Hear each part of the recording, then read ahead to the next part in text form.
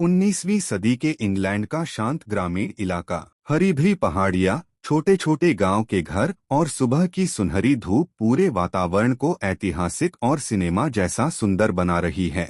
उसी इलाके में एक शानदार हवेली खड़ी है, लॉन्गबोर्न एस्टेट। चारों तरफ खूबसूरत बगीचे और 1800 के दशक की भव्य वास्तुकला। हवेली के अंदर बेनेट परिवार का बैठक कमरा है। पांचों बेटियां जेन, एलिजाबेथ, मैरी, किटी और लिडिया सुंदर पुराने फैशन की ड्रेस पहने साथ बैठी हैं। मिसेस बेनेट उत्साह से अपने पति मिस्टर बेनेट से बात कर रही हैं। वह किसी नई खबर को लेकर बहुत खुश और उत्साहित दिखाई देती हैं। पांचों बेनेट बहनें बगीचे में साथ साथ टहल रही हैं। उनकी खूबसूरत 19वीं सदी की ड्रेस हवा में हल्के से लहरा रही हैं। मेरिटन नाम का छोटा सा कस्बा दिखाई देता है। सड़क पर लोग घूम रहे हैं, घोड़ों की गाड़ियां गुजर रही हैं और पूरा शहर जीवंत लग रहा है।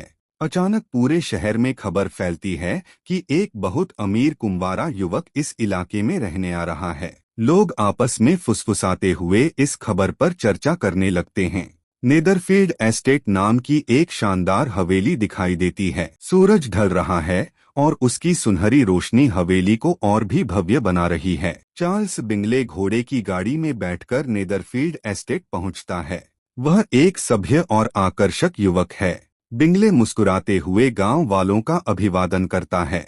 उसका स्वभाव बहुत मिलनसार और खुशमिजाज है। जब मिसेस बेनेट को इस अमीर युवक की खबर मिलती है तो वह खुशी से लगभग उछल पड़ती हैं।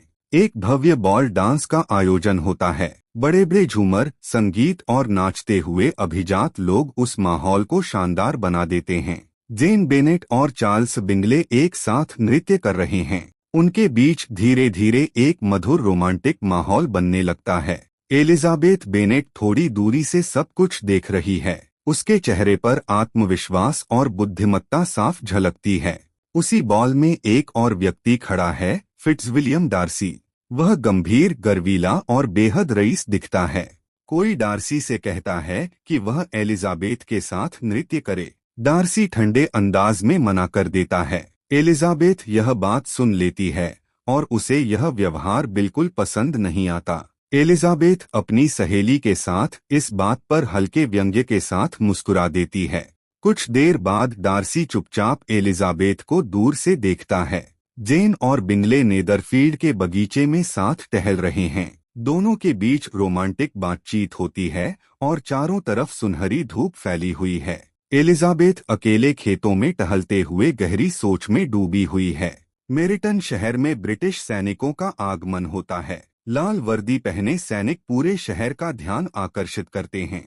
उन सैनिकों में एक अधिकारी है, जॉर्ज विकहम। वह बहुत आकर्षक और आत्मविश्वासी दिखाई देता है। एलिजाबेथ की मुलाकात विकहम से होती है और दोनों के बीच दोस्ताना बातचीत शुरू होती है। विकहम एलिजाबेथ को डार्सी के बारे में एक दुख भरी कहानी सुनाता है।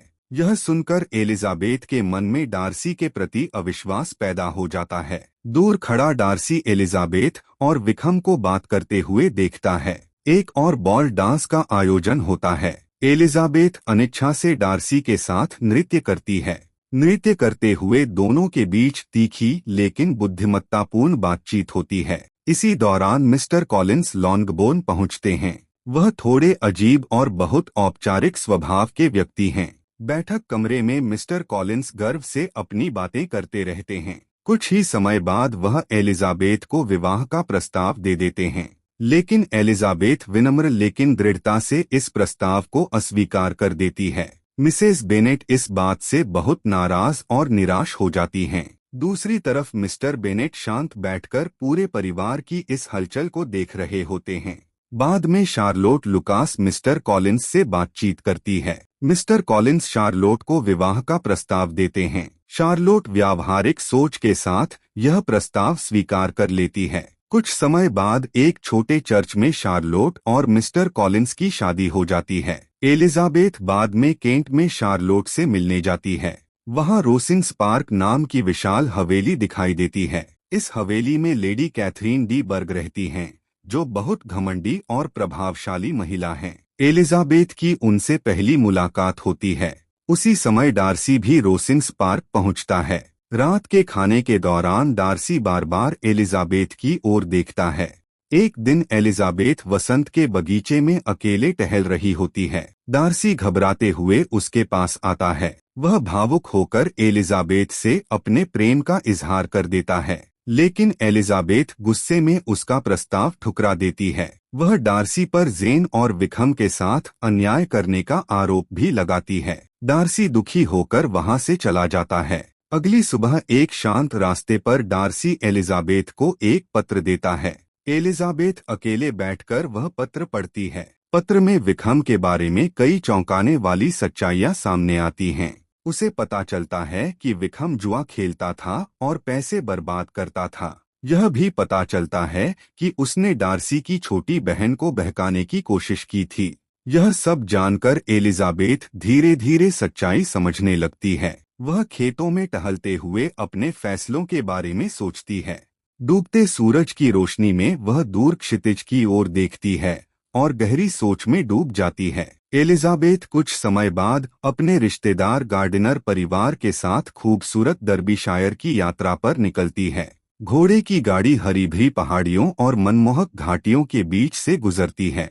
प्रकृति की सुंदरता हर तरफ फैली हुई होती है। यात्रा के दौरान वे लोग एक भव्य और प्रसिद्ध एस्टेट देखने पहुंचते हैं, पेम्बरली। यह वही जगह है जहां मिस्टर डार्सी का विशाल और शानदार घर स्थित है। एलिजाबेथ जब पेम्बरली की खूबसूरती देखती है तो वह आश्चर्य से भर जाती है। हरे जंगल, साफ बहती नदी और शानदार महल इस जगह को बेहद अद्भुत बनाते हैं। महल के अंदर का दृश्य और भी भव्य होता है। ऊंची छतें, सुंदर चित्रों से सजी दीवारें और शानदार सजावट उस घर की शान दिखाती हैं। एलिजाबेथ और उसके रिश्तेदार महल के कमरों और कला दीर्घाओं को देखते हुए घूमते हैं। उसी समय अचानक डार्सी वहां पहुंच जाता है। एलिजाबेथ उसे देखकर चौंक जाती है, लेकिन इस बार डार्सी का व्यवहार पहले से बिल्कुल अलग होता है। वह बहुत विनम्र और सम्मान के साथ एलिजाबेथ का स्वागत करता है। डार्सी की यह बदलती हुई विनम्रता देखकर एलिजाबेथ को आश्चर्य होता है। कुछ समय बाद डार्सी एलिजाबेथ की मुलाकात अपनी छोटी बहन जॉर्जियाना से कराता है। जॉर्जियाना बहुत शर्मीली लेकिन बेहद प्यारी लड़की होती है। ड्राइंग रूम में एलिजाबेथ, जॉर्जियाना और डार्सी के बीच गर्मजोशी भरी बातचीत होती है। माहौल पहले से कहीं अधिक सहज लगता है। इसी दौरान यात्रा के बीच एलिजाबेथ को घर से एक चौंकाने वाला पत्र मिलता है। वह जब पत्र पढ़ती है तो उसके चेहरे पर डर और चिंता साफ दिखाई देती है। पत्र में लिखा होता है कि उसकी छोटी बहन लिडिया जॉर्ज विक्रम के साथ भाग गई है। एलिजाबेथ तुरंत यह खबर डार्सी को बताती है। उसे पता चलता है कि लिडिया बिना शादी के विक्रम के साथ भाग गई है, जिससे पूरे परिवार की इज्जत खतरे में पड़ गई है।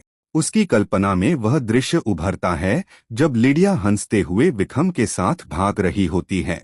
रात के अंधेरे में एक घोड़े की गाड़ी तेजी से शहर छोड़ती हुई दिखाई देती है। लॉन्गबोर्न में बेनेट परिवार बेहद चिंतित और परेशान हो जाता है।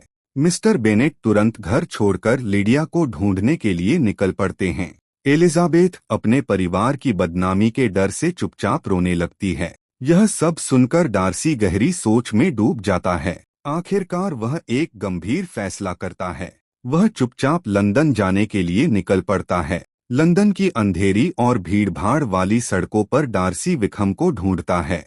आखिरकार उसकी मुलाकात विक्रम से होती है और दोनों के बीच तनावपूर्ण बातचीत होती है। विक्रम लालची और स्वार्थी नजर आता है। डार्सी उसे पैसे देकर मजबूर करता है कि वह लिडिया से शादी कर ले।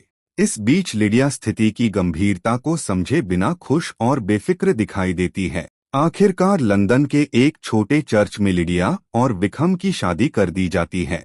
डार्सी यह सुनिश्चित करने के बाद चुपचाप वहां से चला जाता है। जब यह खबर लॉन्गबोर्न पहुंचती है कि लिडिया की शादी हो गई है तो बेनेट परिवार राहत की सांस लेता है।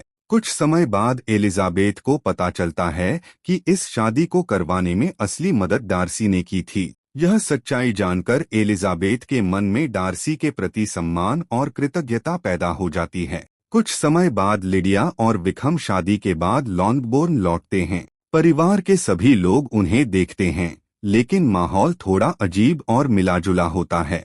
लिडिया खुशी खुशी अपनी शादी के बारे में बातें करती रहती है, जबकि उसे यह एहसास नहीं होता कि उसने कितनी बड़ी मुसीबत खड़ी कर दी थी। एलिजाबेथ चुपचाप डार्सी के त्याग के बारे में सोचती रहती है। बाद में उसे एक पत्र मिलता है जिसमें डार्सी के इस बलिदान की पूरी सच्चाई लिखी होती है। पत्र पढ़ते हुए एलिजाबेथ की आंखों में भावनाएं भर जाती हैं। वह अकेले खेतों में टहलते हुए डार्सी की अच्छाई और उदारता के बारे में सोचती है। समय बीतता है और पतझड़ का मौसम आ जाता है। चारों तरफ गिरते हुए पत्ते और शांत धूप का सुंदर दृश्य दिखाई देता है। इसी दौरान चार्ल्स बिंडले फिर से नेदरफील्ड एस्टेट लौट आता है। वह मुस्कुराते हुए लॉन्गबोर्न में बेनेट परिवार से मिलने आता है। एक शांत बगीचे में वह जेन से घबराते हुए बात करता है। आखिरकार वह जेन से विवाह का प्रस्ताव रख देता है। जेन खुशी खुशी उसका प्रस्ताव स्वीकार कर लेती है। पूरा बेनेट परिवार इस खुशी के मौके का जश्न मनाता है। लेकिन इसी समय लेडी कैथरीन डी बर्ग गुस्से में घोड़े की गाड़ी से लॉन्गबोर्न पहुंचती है। वह एलिजाबेथ का सामना करती है और अहंकार भरे अंदाज में उससे बात करती है। वह एलिजाबेथ से मांग करती है कि वह वादा करे कि वह कभी भी डार्सी से शादी नहीं करेगी। लेकिन एलिजाबेथ साहस के साथ इस मांग को ठुकरा देती है। गुस्से में भरी लेडी कैथरीन वहां से चली जाती है। बाद में डार्सी को इस घटना के बारे में पता चलता है। उसे महसूस होता है कि शायद एलिजाबेथ के मन में भी उसके लिए कुछ भावनाएं हैं। इस उम्मीद के साथ वह फिर से लॉन्गबोर्न लौटता है। एक दिन शांत ग्रामीण रास्ते पर उसकी मुलाकात एलिजाबेथ से होती है। डार्सी इस बार बहुत विनम्रता और सच्चाई के साथ अपने प्रेम का इजहार करता है। एलिजाबेथ मुस्कुराते हुए उसका प्रस्ताव स्वीकार कर लेती है। दोनों साथ साथ खूबसूरत ग्रामीण रास्तों पर चलते हैं। एलिजाबेथ घर जाकर अपने पिता को इस सगाई के बारे में बताती है। मिस्टर बेनेट भावुक होकर अपनी बेटी को आशीर्वाद देते हैं। कुछ समय बाद एक भव्य समारोह में एलिजाबेथ बेनेट और फिट्जविलियम डार्सी की शादी हो जाती है। पेम्बरली एस्टेट में परिवार और दोस्तों के साथ जश्न मनाया जाता है। आखिर में एक सुंदर शाम के समय एलिजाबेथ और डार्सी पेम्बरली की हवेली के सामने साथ खड़े होते हैं। डूबते सूरज की रोशनी में उनकी नई जिंदगी की शुरुआत एक खूबसूरत और यादगार पल बन जाती है।